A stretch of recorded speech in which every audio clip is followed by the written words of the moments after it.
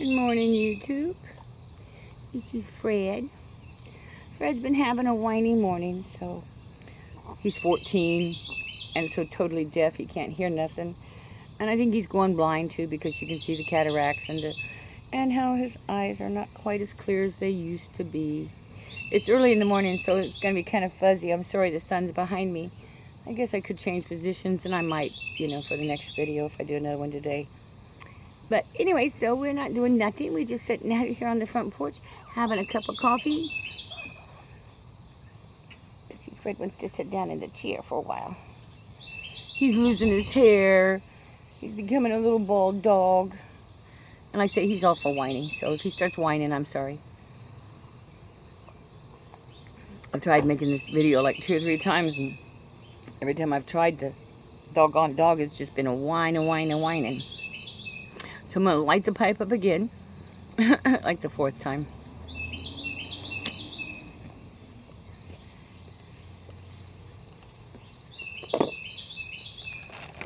And as I said in an earlier video, but you weren't there, this one of Paul's pipes. This pipe is called Hope. You guys know I name my pipes. Oh, and this is a tamper from, he lives in Seadrift, Texas. His name is Wes, but I can't remember what his YouTube name is. Anyway, him and Zoe and the girls, they were so fun. There's videos of them, and there's videos of me in Seadrift. So then you can find out what his YouTube name is. Isn't that terrible? You get to know a lot of people by different names, and so you're kind of wondering, okay, like GW, I always will call him Birdie. He was Bird's Eye Piper for a long time, so to me, he'll always be Birdie, You can't see it because the sun's not really quite up yet, but this is the most absolute gorgeous purple pipe you have ever in your life seen. It's one of Paul's. And Paul always does a great job. He knows, see if I can get that little symbol in there. He knows what I like in a pipe, and this was actually a gift. It was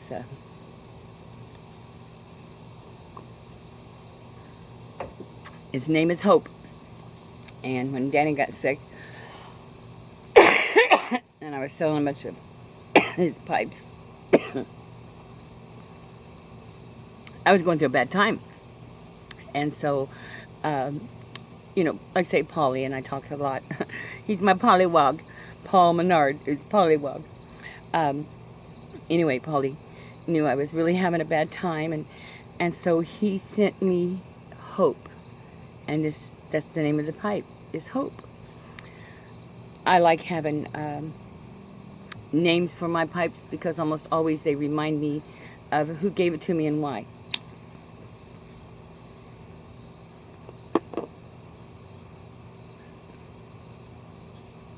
I packed up so many of my pipes when I moved. And I'll tell you the truth, I did not pack them clean or anything. I mean, I brushed out the tobacco, and that was about it. Some of them that I knew I'd used lately, I went ahead and threw a pipe cleaner through, but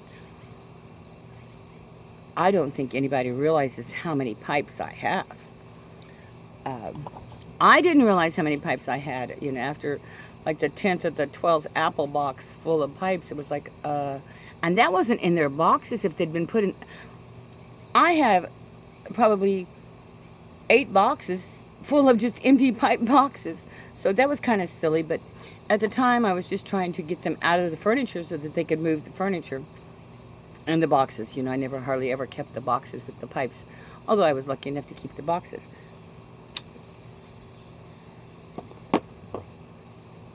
Today, I am smoking Dunhill Flake in my my little pollywog. And Hope has Dunhill Flake. I have another pipe inside that I was using, another smaller one. It's just one of my little Stetsons, and it's full of 965. And I'm putting a Maduro into a Savinelli. And this is a big Savinelli. Birdie, did I get this one from you? It's got a wide flat. Notice how flat that is. And I am smoking Maduro in it today.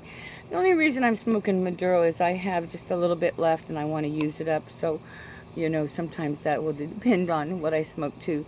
Maduro, if you get it right out of the tin, it's pretty good even after it's aged. But once again, it is also one of those ones that you have to be very careful about the tin pitting on you.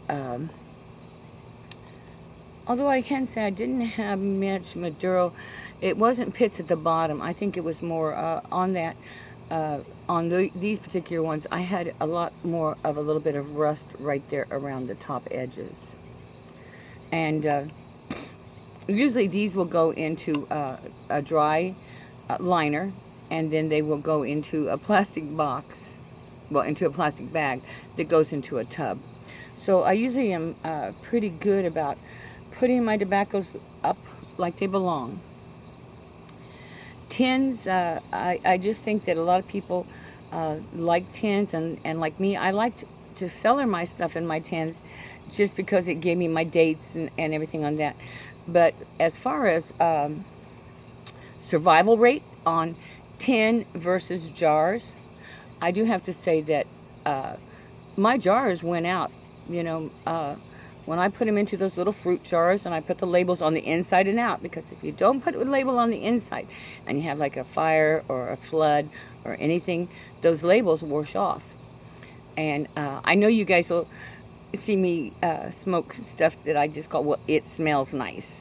And when I had a fire, it'd be like 16 years ago, the tobacco made it through just fine. Basically, all I had to do was go through and change my top pieces. The problem is the labels washed off, and when the labels washed off, that's a real surprise, because there's a lot of things you know right off the bat, you know, some things, but there was a lot of them that were pieces of tins that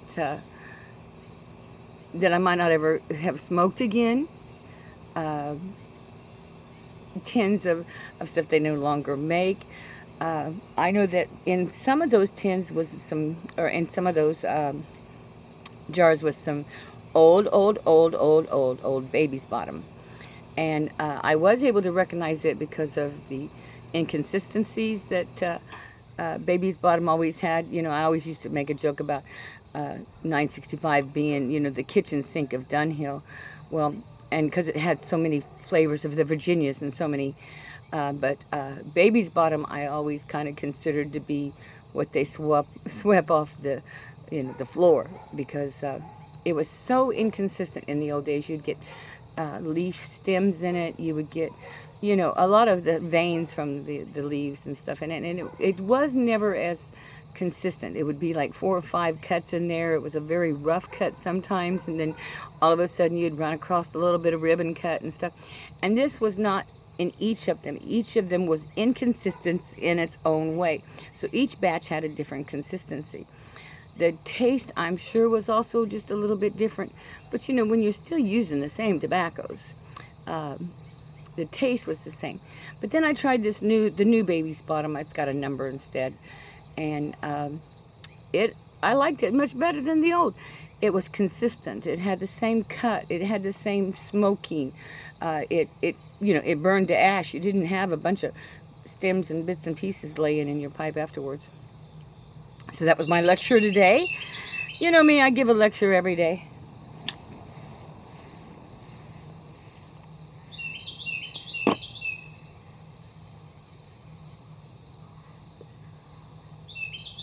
I sound like a fish, don't I?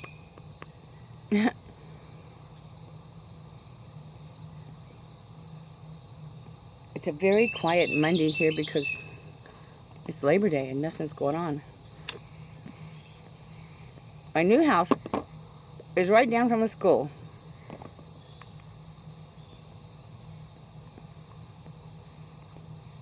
Doggone it. I gotta remember Wes's name. Wes, where are you? What's your name? I know your address. When I was down in Texas, back in May, when we went down to see Danny at in Austin, Yorkshire Posse was there, C.W. Birdie was there, Miss Skeeter came and Jake, and it was really a pretty fun thing. And then I think about a month later, maybe a month and a half, Stephanie, Texas, Stephanie, the piping artist, and her husband and their kids went down there to James's place, and they ended up getting a little bit of a get-together too. I met Doddeth.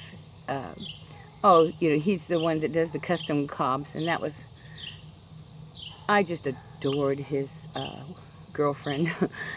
Don't get me wrong, I liked him too, but his girlfriend was a lot of fun to talk to. So I'm going to switch back.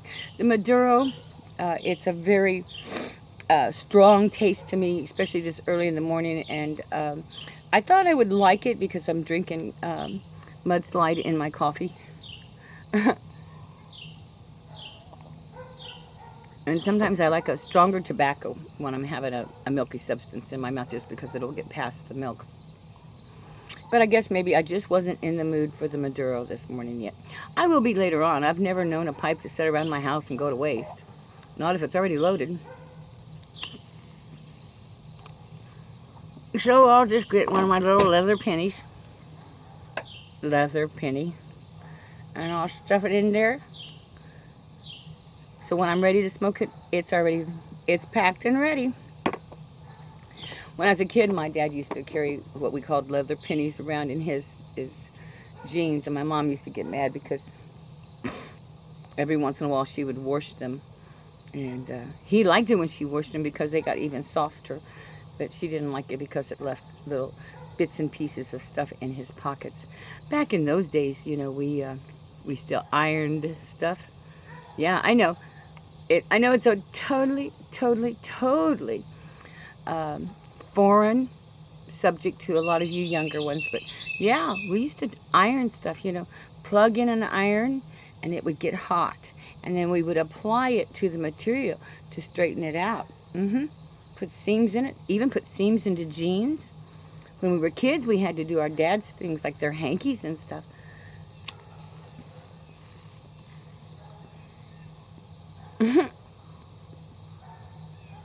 Now we're talking about laundry, for crying out loud.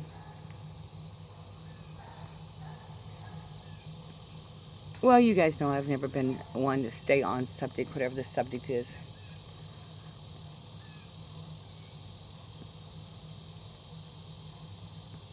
I was going to start telling all the old stories about my family and stuff, and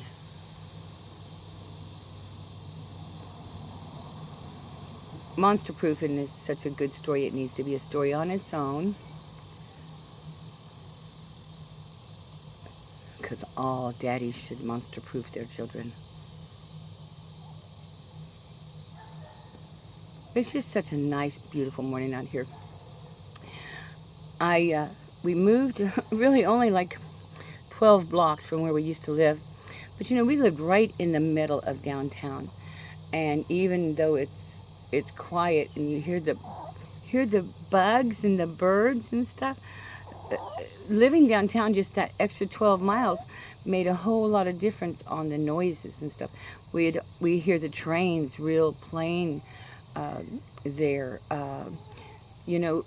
You just didn't get the noises that you get here, and at nighttime it is just a riot out here. I mean, I think they're having parties over here in the fence line because there's got to be 30,000 cicadas and 14 different speaking grasshoppers, and they must just be having an international party but you don't want to come out because every mosquito within 3 miles apparently sits in this little back area that's a little wooded back here, just waiting on me to come out, because as soon as I walk out, it's like, dinner!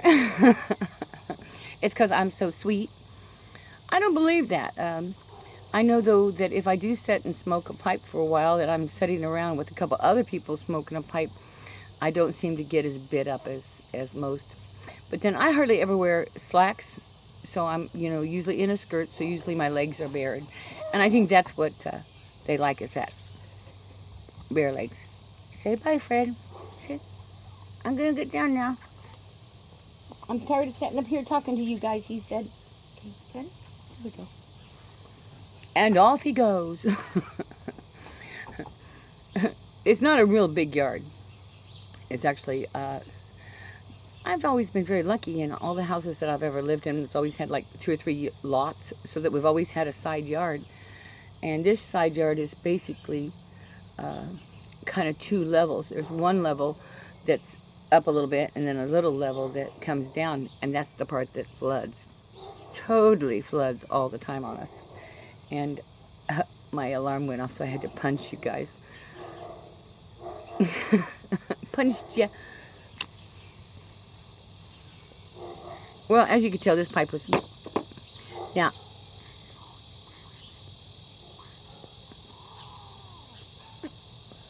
it's pretty empty. It started as a full pipe, 965. And this is kind of why I think 965 is one of the best. If you take and flake it out, I don't know if you can see, but that's just all nice gray ash. You've used up every little bit of tobacco there is. Oh, I went over to a friend's house, and they smoke, and they have, oh, I don't know, 3 or 4 years ago, I got a Haze, which is an electronic smoker, and it's a little flat thing, and it has little bitty dishes that are only about that big in it. And I know it's for smoking other stuff, but I was thinking, well, you know.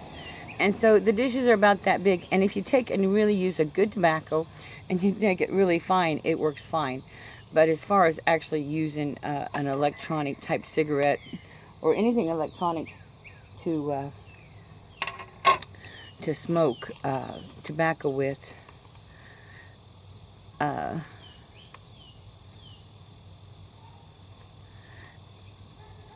just found a comic I had in a box. What were we talking about? Oh, electronic things. So this other friend of mine, he had one, and it has this little bubble thing on it. And he said, no, that's for smoking herb in and smoking tobacco in and stuff. And I said, well, I can believe it's for smoking herb, but I don't believe it's for smoking tobacco. And he says, no, it vapes it. It's so much better. You just get, well, I know if you were just doing it with the other, you would get, just the chemical you want. But I wasn't sure how it was going to go with a pipe. Well, it turns out it wasn't that bad. Of course, you just can't load up enough to make any difference, because the globe's only about that big, and the little heating unit is probably as big as your little finger. And it does ignite it, which is different than vaporizing something. So, I mean, in a way, it worked, but Jiminy's Christmas, by the time you get done cleaning all of that out and all that kind of stuff, it just was not worth it to me to smoke something different. I'm happy with what I smoke, my pipes. So I have tried. It's not that I didn't try. Somewhere I got some little pellets from somebody. I think that was down in Texas. Was that Birdie that gave me those little pellets? Anyway, they're kind of fun because you get to see like a whole little tobacco leaf. Can you see it as it has those veins in it and stuff? It's like someone just cut tobacco, rolled it, and cut a little piece of tobacco. And what's so kind of cute about, or not cute, but what this is this so reminds me of home. When my dad and his friends would get together, they would, here, I'll move that little so that sun isn't like just right there. Oh, it's going to be everywhere. My dad and his friends, they would decide to put some tobaccos together. And you got to remember that they had a lot of little things, lots of different kind of tobaccos that they had smoked, some with cherry woods and stuff, just to, they were playing around. Oh, that's got a hard stem in it.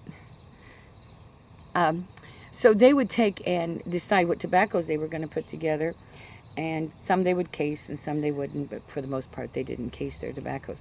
But they would roll a cigar of what they were going to put together, And my dad and his friends, if they were going to case something, they cased it in leaf form. So it was already still in its big leafy stages, roughly cut. And then they would put the casing on it. They'd put it in the barrels. They'd let it dry. They used, you know, they used a lot of barrels back then. It seems like I can always remember there being barrels in my dad's garage and stuff full of different tobaccos, but they were like small wooden casks, I think they were actually called, instead of barrels, because they were only, you know, so wide, you know, like that. But they would be doing some flavor in one of those and then something else, and then they might go down, and you got to realize that we lived on a farm that had a bunch of underground. Um, in every, I guess, every couple of fields, you would find 2 or 3 little underground units, caves. But they weren't really caves. They were dug out, the mound put on top of it on purpose to create these. And in the old days, way before you guys, way before me, there was a lack of refrigeration. And so they were used a lot of times for putting the unripe apples at the end of the fall into and stuff like that, so that they could rot naturally. That's what I always said. Oh, look, let's go get some rotten tomatoes or rotten potatoes or rotten apples, because usually the first ones that, when you walked into any of those caves, that first little group was usually rotten. So you kind of went by that fermented fruit, fermented tobaccos, fermented smells, you know, some ammonia smells and stuff. Boy, this video is going way off course and nothing neat at all about tobaccos, is it? But that reminds me of that. They would roll up some cigars, and then, and yes, I have cigar presses too. If anybody ever wants some pieces of it, just let me know. But they would roll up those cigars, and then they would let them press for a couple days, and then they would all get together, and they would smoke those cigars, and then they would cut them, you know, to see how the tobaccos were melding together and stuff. And so whenever I get those, it just reminds me of how they used to roll those real tight little cigars. And I always thought they tasted terrible. But, you know, they always saw past the drying process and the blending process. But they were, one worked for H&H. We used to get mail from all over the world. But then you gotta remember, you know, we traveled a lot when we were little. I had 2 passports before I was 12 because they were so full. And we would get, you know, letters from overseas, and the guys would just crowd around, you know, those letters and stuff, because I'm sure that was where they were letting other people know what was going into those tobaccos and stuff. So it was a lot of, so that was that little bit of history we were talking about, that the people nowadays will never know. I mean, there are so many people that will never know what it's like to go through the back doors of tobacco houses and stuff, and the or the smells. You know, if there was some fields, if there's been some fields of tobacco cut, you could tell, because they would lay those out on big pallet type things. The first cuttings, and they would cut the bottom ones first. They'd cut those bottom leaves off the big broad leaves, and they would lay them on those pallets so that they could start drying out, so that there was a kind of, I want to say, a base, so that when they started putting the other tobaccos on top, there was something that they could use, kind of to help pick that stuff back up as it was drying and stuff. But you'd get pallets and pallets and pallets of the tobacco just laying in the fields drying. And the smell of the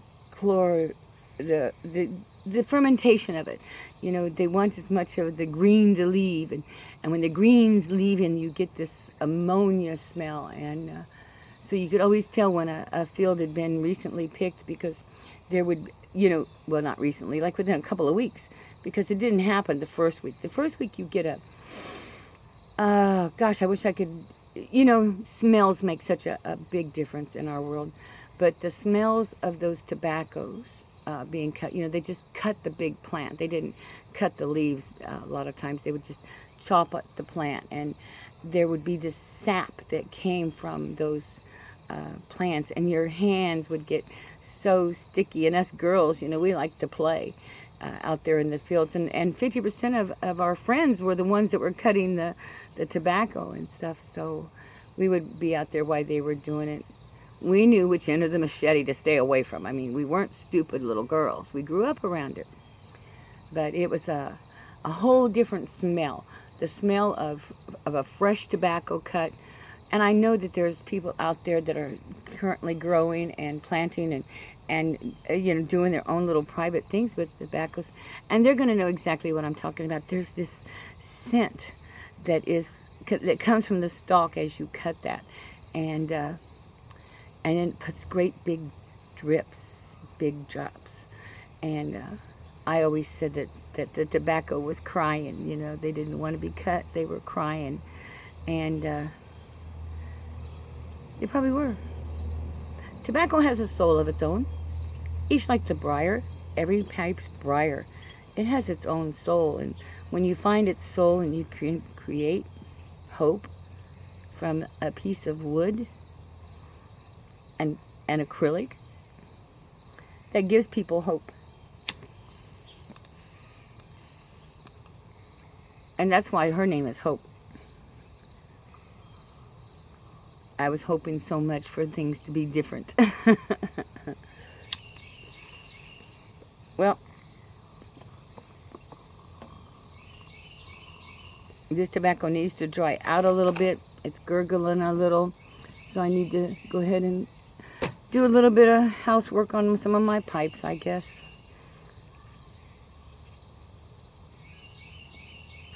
Well, it's not at that end, so it's got to be the other end. So happy, joy. You know I'm watching you. I'm going to try to make a few more videos. I'm trying to get in gear again. But I think what we need to do is look at some more of those. We need to do the giveaways again. I used to enter a lot of the giveaways, not so much for the giveaway, but as just a support. But more because it gave me something to talk about. I have nothing ever to talk about. And after a while, you know, 20 minutes into the video, and I still haven't talked about anything. You stopped watching 20 minutes ago, so I'm not too worried about you. Happy, joy. You know I'm watching you. And Pat, I want the baby. It's so cute. A lot of my friends are having little babies right now, and it's just, I just love watching it.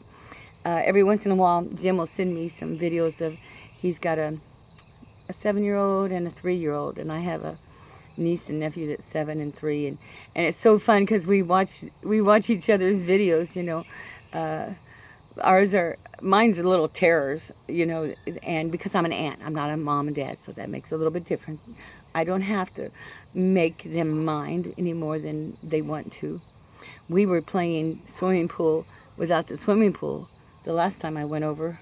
It was so fun jumping around in the swim rings because, you know, they had 5 and 6 on them and they would fall over and nothing would happen, and it was a lot of fun. So it ended up being kind of almost like those sumo wrestler suits where they could run at each other and they'd bounce off, and we had a lot of fun. Summer's going to end, and you got to do something with those toys. So that's what I'm going to do. I'm just going to make them into little sumo suits. Maybe a little double-sided duct tape, you know, to them, and then blow them all up at once. That might work. Have to leave armholes. Well, have a good day. Bye.